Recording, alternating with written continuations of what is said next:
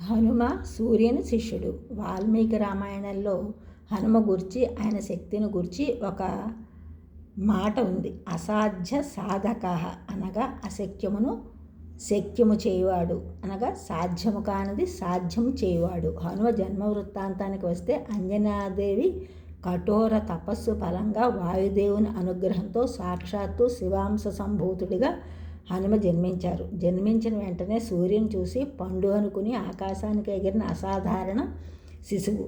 హనుమ సాక్షాత్తు శ్రీ సూర్య భగవానుని శిష్యుడు.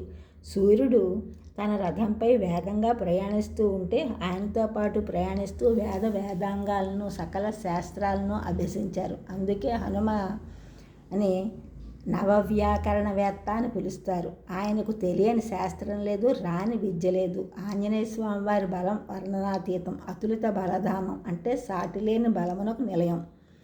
ఆయన బలం కేవలం శారీరకమైనదే కాదు, అది దైవికమైనది. ఇంద్రుని వజ్రాయుధం తగిలినా చనిపోని వజ్రదేహం ఆయనది.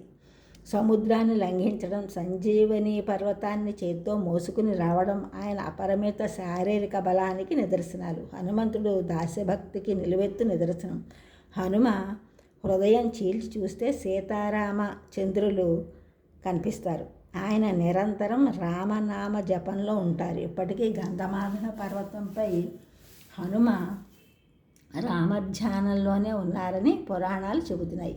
హనుమ తపశ్శక్తి వల్లే ఆయనకు చిరంజీవిత్వం సిద్ధించింది. ఒకనాడు పట్టాభిషేకం అయిన తరువాత అందరికీ తగు బహుమతులు శ్రీరామచంద్రుల వారు ఇస్తుండగా, అంత ఉపకారం చేసిన ఆంజనేయ స్వామికి ఏ విధమైన బహుమతి ఇవ్వలేదు. ఆంజనేయ స్వామి చూస్తున్నారు.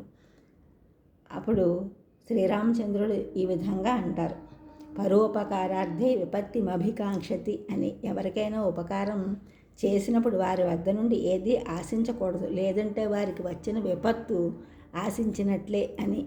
బుద్ధిర్బలం యశోధైర్యం నిర్భయత్వ మరోగతం అజాడ్యం వాక్పటుత్వంచ హనుమత్ స్మరణ భవేత్. హనుమంతుని స్మరిస్తే బుద్ధిబలం, కీర్తి, ధైర్యం, అభయం, రోగం లేకపోవడం, వాక్పటుత్వం సిద్ధిస్తాయి. ఈ ఛానల్ చూస్తున్నందుకు కూడా సబ్స్క్రైబ్ చేయండి, షేర్ చేయండి, లైక్ చేయండి, కామెంట్ చేయండి. సబ్స్క్రైబ్ చేస్తున్నందుకు కూడా కృతజ్ఞతలు, షేర్ చేస్తున్నారు, లైక్ చేస్తున్నారు, కామెంట్ చేస్తున్నందుకు కూడా ధన్యవాదాలు.